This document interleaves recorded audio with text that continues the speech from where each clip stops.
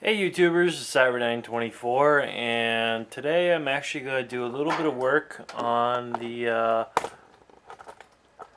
Husqvarna 350. After taking a really good look at it, I realized that it's going to need some pretty severe. Actually, I really shouldn't say severe, but it's going to need some work done with the gas tank. So I am actually going to separate the gas tank from the crankcase itself. So I'm going to show you how to do that. In this particular case, it's not very hard. It's pretty easy. Requires only very few tools. And one reason why I decided to do that was because this is actually a piece of the gas line. So when you get things like that, it's better to just go out and it's better to just replace the gas line and all that stuff. So as you can see, I got the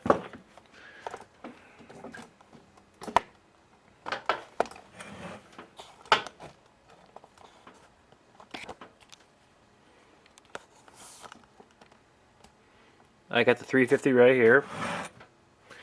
Now, one thing I'm going to do, first thing I'm going to do is take a 4mm Allen wrench, and we're actually going to take the nuts out of the off the handle first.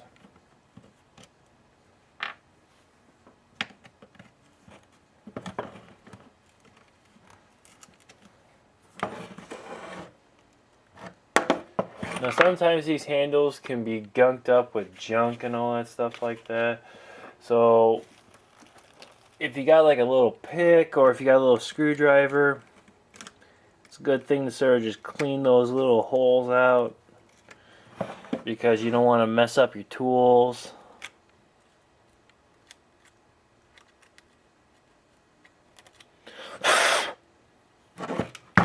Hopefully that works. And then we'll just stick this in here and loosen that there. Got that on there.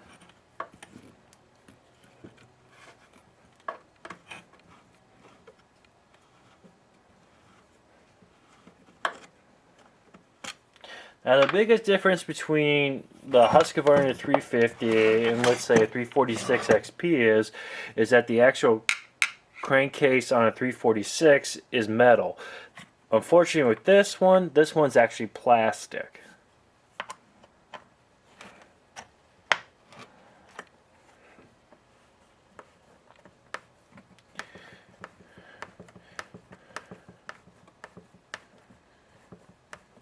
I mean, if you're a professional, if you had a professional tree removal service, you would definitely want to get a tool. You definitely would want to get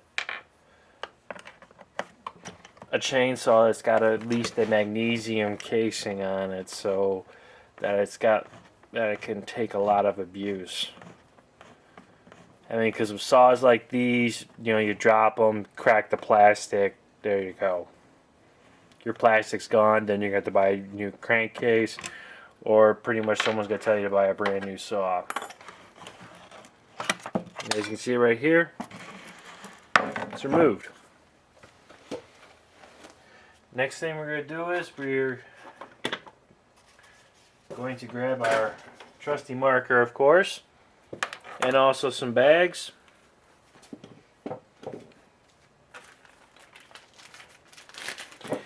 And we're going to mark these. Just as I did with the Stihl HS80 hedge trimmer, it's better to just bag all the parts and mark them up so that you know where they're going and where they are, what they are. So when you go in to reinstall this, everything goes back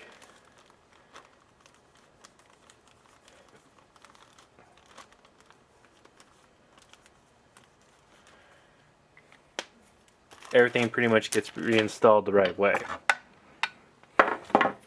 Now once we got that set aside, the next part's actually quite easy. As you can see right here, we have one of two spring isolation mounts, and then also another one right here under the carburetor. One next to the oil tank, one next to the carb. And these can be simply taken out with just a simple 4mm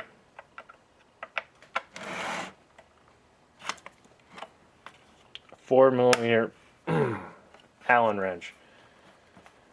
And I'm going to say this once, and I'm going to say it again and again.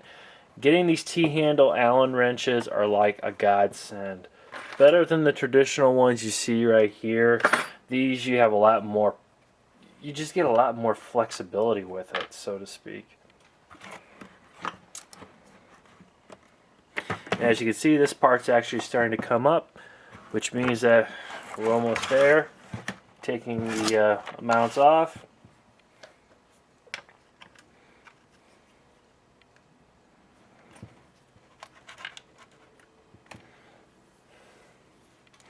Now, as you can see right here, the one bar stud's messed up here a little bit. Easy trick of doing that. You could pound the bar stud in back into the oil tank, pop the oil tank open, fish the bar stud out. Use a piece of string, tie it around the bar stud, and then try to pull it through the hole. Use a bit of Loctite on it, and do that. I'm going to try using the one method and just instead of using the string and stuff like that, just use a piece of take one of the bar nuts off of my 394. Hopefully they're the same size as this. Put it on this. Just keep on tightening it up till it's done.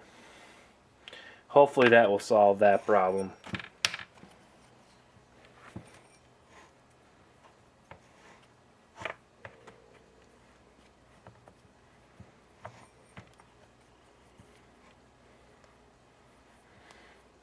Now this would be kind of almost like the same exact process if I wanted to take the gas tank off my 394, but of course with the 394 there are more than just two different mounts to pull the gas tank off.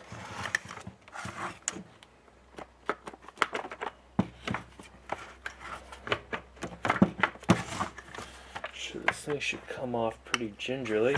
Oh, completely forgot. Got a rubber AV mount right here.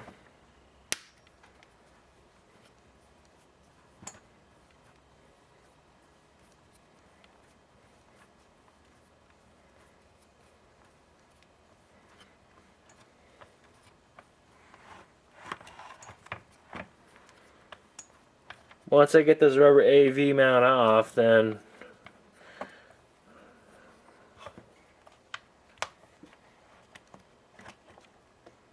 as we can see, the rubber mount's actually in pretty good shape, so nothing to be worried about that. Then also we have the other mount right here on the flywheel side.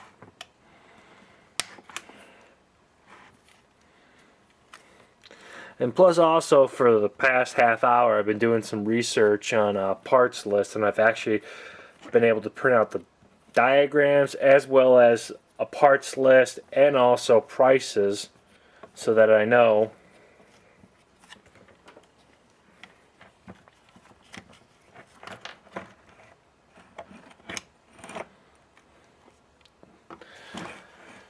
what to get when it comes time to doing the actual repair work itself. As you can see, one of the stupid rubber mounts fell down, which is not good. Want to make sure you find that. That's the last thing I need to do is have to go buy another rubber mount.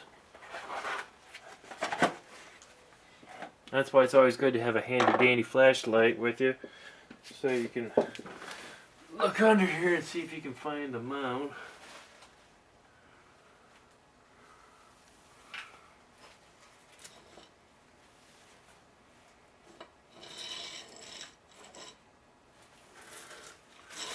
Oh, a bunch of anchors.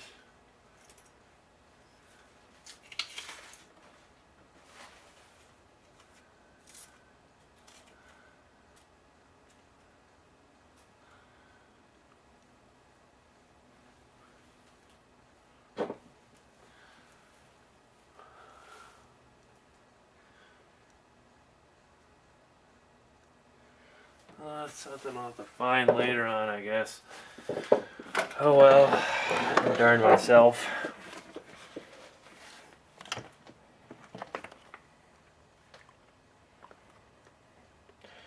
But as you can see right here, here it is. Crankcase and the gas tank are split. The main reason why I split the gas tank is so I can actually replace, put a brand new filter and put a brand new gas line and fuel filter in here. As you can see, I pretty much pulled this thing off, and the actual line itself is just pretty much falling into pieces.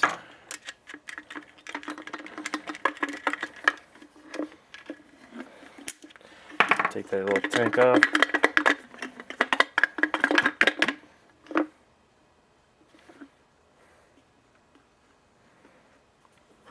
And I just push that in there a little bit.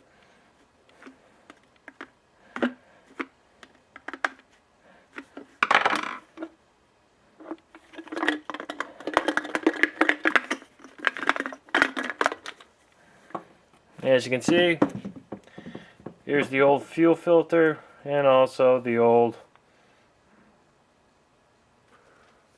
gas line. As you can see,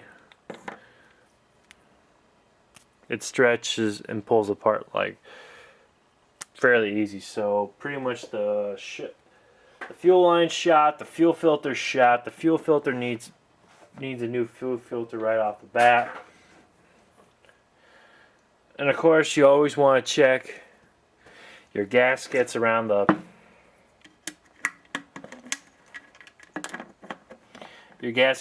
gas tank as well as the oil tank, just to make sure that you have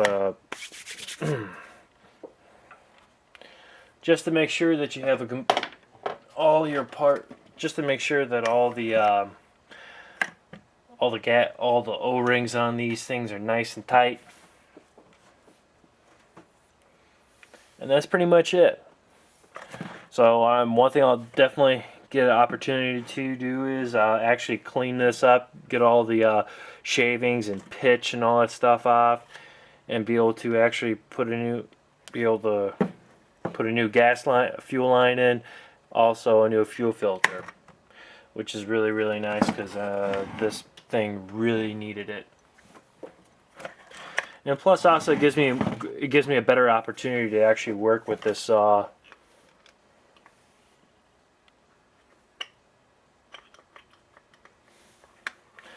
Plus, if I need to take this thing apart to be able to gain access to the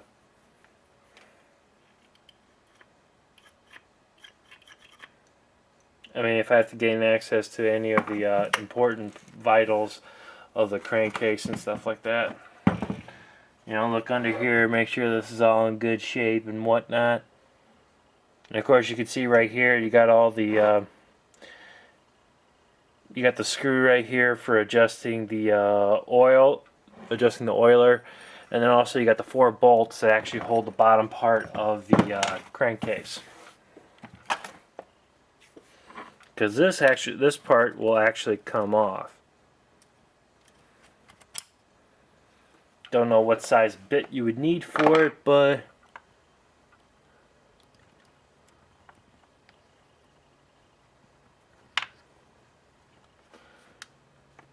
either way, this whole entire thing is going to get cleaned out, and we're gonna get this thing back and running in probably a few months. The only reason I say that is because with the part situation and also the cost, it's going to get really, really expensive if I have to try to buy all these parts at once and do it. So all I'm going to do is get a nice little box for all this, box all this stuff up, make sure all the parts and stuff like that are put back together. Put in the same box, and then I'll be able to order the parts bit by bit by bit, and then start installing them, and then soon you'll see a more complete saw. So you have a good one, YouTubers. And once again, thank you for all the hits and also for all the subscriptions. Greatly appreciate it. Just tell your friends, family, whatever. Subscribe to Cyberdyne24. He's got some pretty good knowledge about outdoor power equipment. You might learn a little something. Y'all have a good one, YouTubers.